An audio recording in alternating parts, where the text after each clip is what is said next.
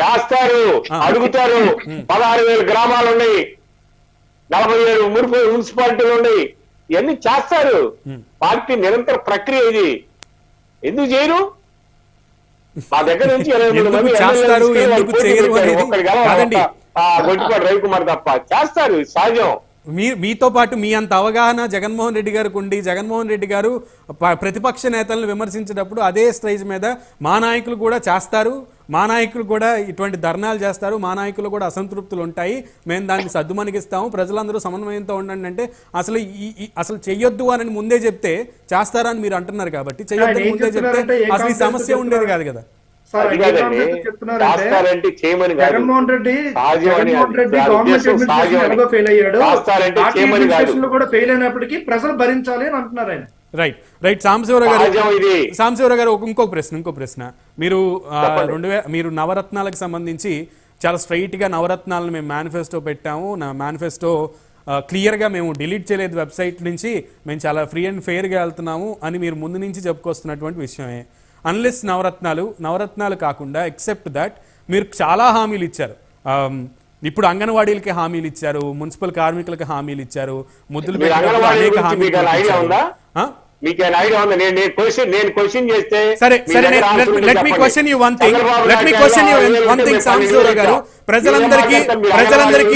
ప్రజలందరి ముందు సంపూర్ణ మద్యపాన నిషేధం చేసిన తర్వాతే నేను మీ ముందుకు ఎన్నికకు మిమ్మల్ని ముఖ్యమంత్రిని చేసింది ఎందుకు ప్రజలు? ఆయన అడగడానికి అది కాదు, మేము అదే కదా 2017 అడిగాం, ఎందుకు రాసి ఇచ్చాం అసెంబ్లీ తీర్మానం ఎందుకు చేశామని అడిగాం. పోనీ అది కూడా రాలేదుగా మీకు. ప్రత్యేక హోదా కాదు, పోనీ స్పెషల్ ప్యాకేజ్ తీసుకొచ్చారా? అది తీసుకురాలేదు. మాకు అవసరం లేదు, మాకు హోదా, మాకు ఏ రోజుకైనా హోదా కావాలి. ఇంకెన్నాళ్ళకి అడుగుతారు? అసలు ప్రత్యేక హోదా ఇచ్చిందే 10 ఏళ్ళకి. మీరు 10 ఏళ్ళు అయిపోయింది ఆంధ్రప్రదేశ్ వచ్చి, ఇంకెప్పుడు ప్రత్యేక హోదా తీసుకొస్తారు? ప్రజలకు ఏం చెప్తారు? ఎందుకు తీర్మానం చేశాం? మద్యపాన నిషేధం గురించి ఏం సమాధానం చెప్తారు? మద్యపాన నిషేధం గురించి ఏం సమాధానం చెప్తారు ప్రజలకు సాంబశివరావు గారు? మీరు మద్యపాన నిషేధం గురించి ఏం సమాధానం చెప్తారు ప్రజలకు మీరు? రేపు ఎలక్షన్స్ మేము 70% చేస్తామని 55% చేశాం. ఎక్కడ చేశారు? 55% పెంచారు మీరు. One by one sir, one by one ఆయన ఎక్స్ప్లెనేషన్ ఇవ్వనివ్వండి. ఆయన ఏదో చేసామంటున్నారు బాబు గారు, లెట్ హిమ్ కంప్లీట్. అసలు ఆయన అంటే వైసీపీ పార్టీ వాళ్ళు వాళ్ళ సమాధానాలు ఏ రకంగా ప్లాన్ చేసుకున్నారు, వాళ్ళు ప్రజలకు ఏం ఎక్స్ప్లెనేషన్ ఇస్తారనేది తెలియజేయాలి కదా. వాళ్ళకి అవకాశం ఇవ్వాలి. ఇస్తానండి. అడిగితేనే మాకు కావాల్సిన ఆన్సర్ ప్రజల్లోకి వెళ్తాయి. ప్లీజ్, అందుకే అడుగుతున్నాను సార్ సాంబశివరావు గారు. ఎందుకంటే ప్రజల ముందు వస్తాను సార్ శ్రీనివాస్ చౌదరి గారు, ప్లీజ్ ఆయన ఆన్సర్ ఇవ్వనిద్దాం, తర్వాత వస్తాను. ఎందుకంటే ప్రజలు ఒక ఇంత డైలమాలో ఉండిపోయారు. జగన్మోహన్ రెడ్డి గారేమో మద్యపాన నిషేధం అని చెప్పారు, తీరా చూస్తే రోజు కూలీలు ఏమో వాళ్ళ దినసరి కూలీలు పనులు లేక ఖాళీగా ఉంటున్నటువంటి పరిస్థితి. కానీ వాళ్ళు దినసరిగా తాగేటువంటి మద్యాన్ని మాత్రం మారినటువంటి పరిస్థితి. వాళ్ళు కూడా క్వశ్చన్ చేస్తున్నారు. లేబర్ దొరక వస్తున్నారండి రైతులు. మీకేమైనా తెలిసి మాట్లాడుతున్నారా లేకపోతే ఆంధ్రజ్యోతి చెప్పిన మాట? అంటే వచ్చి లేబర్లు రోడ్డు మీదకి వచ్చి మైక్ పెడితే వాళ్ళు చెప్తున్న మాటలన్నీ అబద్ధం అంటారా? లేదా నేనేమన్నా డబ్బులు ఇచ్చి లేబర్ని తీసుకొచ్చి మాట్లాడారు? 750 రూపాయలు ఇవాళ సులభాలు అనుకుంటుంటే ఆంధ్రజ్యోతి మాట్లాడు, ఈనాడు పేపర్ చూసి మీ మాట్లాడతాం మీడియాలో ఉండి ఇది రియల్ కాదంటారా మీరు? ప్రజలు అంటే కాదండి, మీడియాని ఇంత పెద్ద క్వశ్చన్ చేస్తున్నారు. మీరు గ్రౌండ్ లెవెల్లోకి వెళ్ళి ప్రజల నుంచి చెప్పు, అక్కడి నుంచి నేను ఫోన్ మాట్లాడతాను. ఏ ఊరు పోయో, ఎవరితో మాట్లాడావు? విజయవాడ బెంచ్ సర్కిల్ లో వ్యవసాయ కూలీని అడిగావా, ఇండస్ట్రీ కూలీని అడిగావా, లేకపోతే డైలీ లేబర్ అడిగావా? నువ్వు ఎవరిని అడిగావు? కాదండి, మీడియాని బాగా ఇలా బెదిరిస్తాం కరెక్ట్ కాదు. నేను చెప్తున్నాను, మీరు ఇదే ఓపిక. బెంచ్ సర్కిల్ లో సాంబశివరావు గారు పేషెన్స్ సాంబశివరావు గారు patience. Let me complete my question. ఎందుకంత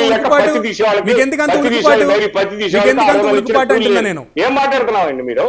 నేను ఎందుకంత ఉలుకుపాటు అంటున్నాను, క్వశ్చన్ అడుగుతున్నాను. మీరు ఫోన్ చేసి మాట్లాడటం నాకు అర్థం కాల. ప్రజల్ని మాట్లాడేటువంటి ప్రజాస్వామ్యంలో ప్రజలు మాట్లాడేటువంటి హక్కు లేదా? నిజమే చెప్తున్నాను సార్ నేను.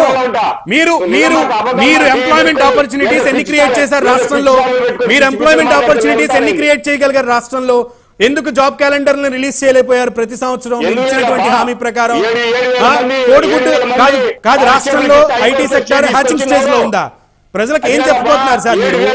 ప్రజలకు ఏం చెప్తాం అనుకుంటున్నారు మీరు? బెదిరిస్తారా ప్రజల్ని మీడియాని మీరు బెదిరిస్తారా? నేను ఫోన్ చేస్తాను, నువ్వేం మాట్లాడుతున్నావు, నువ్వు ఎక్కడ ఉండగలిగావు అని అడుగుతారా? ఏం మాట్లాడతారు మీరు లైవ్ డిబేట్ లో? Language is important sir. This is not the way in the debate to be participated, right? No, I don't encourage this kind of thing. నేను బెదిరించే ధోరణిలో మాట్లాడతాను, నేను అప్రజాస్వామికమైన అన్పార్లమెంటరీ వర్డ్ మాట్లాడి నేను బెదిరిస్తాను, విషయాన్ని చెప్పనంటే నేను ఊరుకోను. సీనియర్ నాయకులు ఉన్నారు, మీకు విధానం తెలిసిన డిబేట్లో పాల్గొనే విధానం. శ్రీనివాస్ చౌదరి గారు ప్లీజ్. సునీల్ గారు ఇప్పుడు మద్య నిషేధం పైన మాకున్న అభిమానాలు అభియోగాలు ఉండే. ఇప్పుడు పూర్తి స్థాయిలో మద్య నిషేధం చేస్తామని పాదయాత్ర సందర్భంగా హామీ ఇచ్చారు. ఇచ్చిన తర్వాత దశల వారీగా చేస్తామన్నారు. తర్వాత 5 స్టార్ హోటల్ పరిమితం చేస్తాము, పూర్తి నిషేధం చేసిన తర్వాత నేను వచ్చి ఓట్లు అడుగుతాను 2024 చెప్పిన జగన్మోహన్ రెడ్డి గారు. తర్వాత బెవరేజ్ కార్పొరేషన్ ని 25 ఏళ్లకి తాకట్టు పెట్టేసి, అంటే తాగుబోతులు తాకట్టు పెట్టేసి 20,000 కోట్ల రూపాయలు తీసుకొచ్చేసారు. అంటే 5 ఏళ్ల మించి ఈ ప్రభుత్వం ఉండదు, కానీ 25 ఏళ్ళు తాకట్టు పెట్టేశారు. సో ఒకప్పుడు పాదయాత్ర చేసినప్పుడు రాష్ట్రాలు తాకట్టు పెట్టి బాంబేలో 10.5% వడ్డీ తెచ్చారు. మీ గురించి నేను మాట్లాడితే మీరు చాలా వదిలిపెట్టిపోతారు. బయట ప్రైవేట్ మార్కెట్ లో 7.5% వడ్డీ వస్తే ఆ కుటుంబాన్ని తీసుకొచ్చి 10.5% కి 2,500 కోట్ల రూపాయలు వడ్డీ అప్పు తెచ్చుకొచ్చారు. చంద్రబాబు నాయుడు గురించి నేను చెప్పాలనుకుంటున్నాను.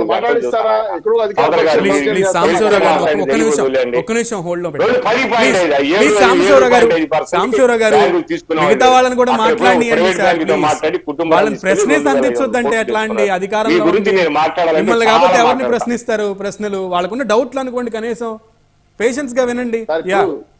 శ్రీనివాస్ గారు, సాంబశివరావు గారు ఎందుకు కట్ అవుతారు?